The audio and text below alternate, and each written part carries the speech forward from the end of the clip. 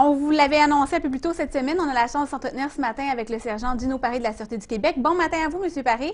Bon jeudi, mesdames. Bon jeudi, merci encore une fois d'être avec nous. C'est encore un plaisir pour nous. Et là, on l'avait mentionné un peu plus tôt cette semaine parce qu'il fait beau, le soleil sort et là, ça veut également dire saison de moto qui commence. Et là, on veut parler aujourd'hui de conseils de prévention, justement, qui s'adresseront aux motocyclistes parce qu'on veut un bilan positif cette année, Magali. On ne veut pas, justement, qu'il y ait beaucoup de décès. Et pour ça, quoi de mieux que s'entretenir avec vous? D'abord, là, peut-être qu'on pourrait commencer en vous demandant, M. Paré, combien d'apprentis conducteurs un motocycliste possédant son permis de classe 6A peut-il accompagner? C'est une très bonne question, Mme Moquin. C'est pas le genre de question que les policiers se font poser régulièrement sur la route, mais c'est une question qui vaut la peine d'être répondue. Alors, c'est pas compliqué. C'est un permis d'apprenti par un permis de classe 6A. Donc, par exemple, une personne ne peut accompagner plus qu'une personne, donc ne peut former un groupe.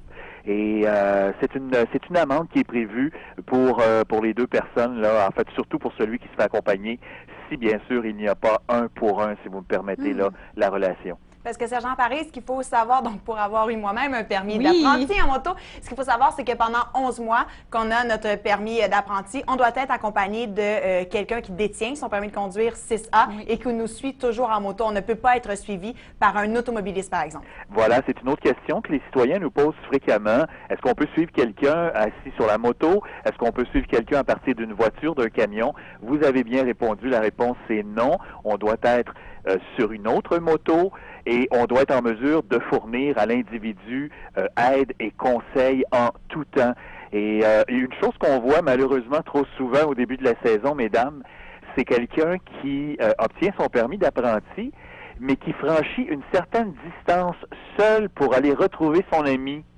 Alors, c'est illégal. Alors, on entend souvent, oui, mais j'étais en direction pour aller rejoindre mon ami. Alors, votre ami n'est pas là pour vous aider et prêter assistance si c'est le cas. Donc, cette personne-là devrait plutôt aller vous rejoindre à la maison et partir de chez vous pour être en toute légalité. Et bon, on se demande également, est-ce que c'est obligatoire, M. Paré, pour une moto d'avoir un système d'échappement qui est conforme aux normes?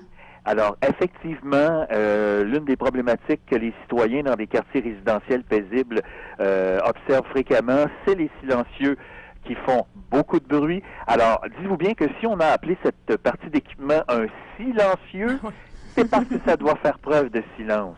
En général, lorsqu'une moto passe devant vous avec un silencieux conforme, vous ne devriez pas entendre nécessairement beaucoup plus de bruit qu'une voiture.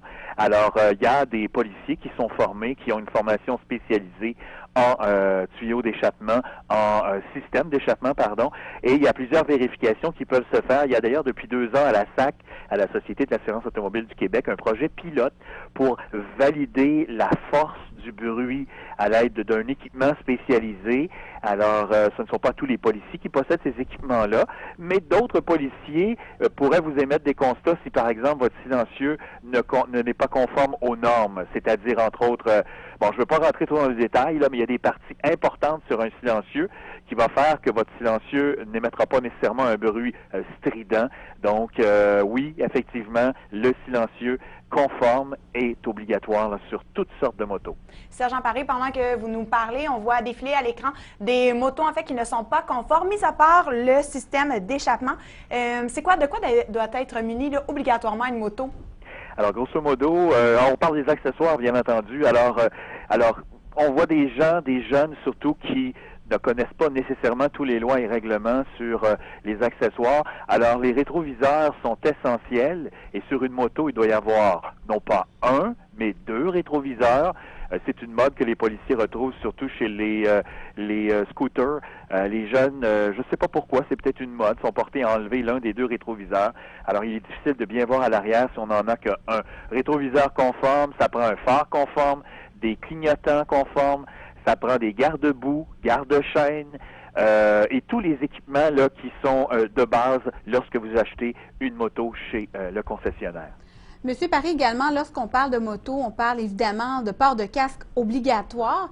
Mais là, on entend souvent parler des gens, des conducteurs de moto qui se font arrêter par des agents de la paix. Est-ce que c'est obligatoire si l'agent de la paix veut examiner finalement le casque de le remettre ou ce n'est pas obligatoire? Alors, vous êtes obligé, selon le Code de sécurité routière au Québec, vous êtes obligé, si le policier vous demande de voir votre casque, de pouvoir le manipuler pour examen. Alors, vous devez fournir, puisqu'il serait comme impensable qu'un policier puisse vérifier si les éléments de sécurité se retrouvent sur votre casque. Alors, à défaut de se soumettre, alors vous pourriez avoir un constat d'infraction, encore une fois, qui est beaucoup plus élevé que celui si jamais votre casque là n'est pas conforme. Vous savez, le casque de sécurité, c'est un peu, entre guillemets, la ceinture de sécurité. Oui. C'est à cause de ce casque que vous allez peut-être avoir la vie sauve si jamais vous êtes éjecté, si vous percutez quelqu'un ou quelque chose. Le casque de sécurité, ça protège votre tête. On parle beaucoup de commotion cérébrale depuis quelque temps dans le monde du sport. Alors, c'est la même chose. Sans casque, un impact violent, évidemment, les blessures seront importantes, donc c'est la raison pour laquelle les policiers vont valider votre casque. Il y a des points précis, et moi, ce que je peux vous suggérer, c'est d'aller chez un concessionnaire de moto, un spécialiste en casque qui va pouvoir vous vendre un casque conforme. Et on n'achète pas un casque uniquement pour pas avoir d'amende. On achète un casque pour pouvoir sauver notre vie si jamais on est victime d'une collision. Donc, à certains endroits, dans des ventes de garage, des marchés aux puces, des choses comme ça, on vend des casques. Assurez-vous que c'est bien un casque qui est conforme selon les normes de Transport Canada. Sergent Paré, en voiture, si jamais moi je suis la conductrice et que mon passager ou ma passagère n'a pas sa ceinture de sécurité, eh bien moi je peux être pris par fautif, je ne me trompe pas? Oui, effectivement. Donc, est-ce qu'en moto, c'est la même chose si le passager ne porte pas de casque ou son casque n'est pas réglementaire? Est-ce que le conducteur, le motocycliste, celui-ci peut être pris comme à défaut? Alors, effectivement, il y a des constats d'infraction qui sont prévus pour les gens là, qui ne portent pas le casque, effectivement. Donc, le passager doit se soumettre également aussi à la vérification de son casque. On entend également parler, là, moi je ne suis pas une spécialiste, mais quand même, pour que mon conjoint soit un adepte de la moto, la formation zigzag, c'est un terme qui revient couramment. Et bon, lorsqu'on parle d'un groupe de moteurs, on parle de cette fameuse formation zigzag, mais est-ce que c'est obligatoire? Absolument. Lorsqu'on est en groupe, le Code de la route prévoit, et d'ailleurs, ça fait partie de la formation là, des motocyclistes au Québec. Alors, on doit positionner sa moto d'une façon sécuritaire. On appelle ça la formation en zigzag. Bon, c'est sûr que c'est difficile ce matin par téléphone de vous le démontrer, mais je pense que les gens qui ont une moto connaissent bien la position. Alors, cette position-là vous permet, entre autres, de réagir adéquatement si jamais vous êtes confronté là, à un obstacle qui surgit devant vous. Vous savez, aussi ce qu'on entend souvent, et nos policiers seront d'accord, souvent, lors d'une collision, c'est pas nécessairement le motocycliste qui est fautif. C'est souvent des gens qui n'ont pas pris la peine de bien vous observer à une intersection ou à un feu de circulation parce que vous êtes beaucoup plus petit qu'une voiture, donc la surface visible est moins grande et c'est important d'être encore plus vigilant. Et la fameuse expression qu'on entendait, en tout cas moi c'est ce que mes parents me racontaient fréquemment, il faut conduire pour les autres, hein? Donc tenir le guidon pour les autres et penser pour l'automobiliste là, qui vous côtoie. Et Sergent Paré, si il y en a, et je pense que c'est important de se tenir toujours à jour puisque les règlements, tout change. Alors, il y a toujours des nouvelles éditions de guides de conduire une moto disponibles sur le site de la SAQ. Je pense qu'on peut rappeler aux gens qui peuvent se renseigner et ça coûte pas cher d'avoir des bons renseignements pour se sauver la vie.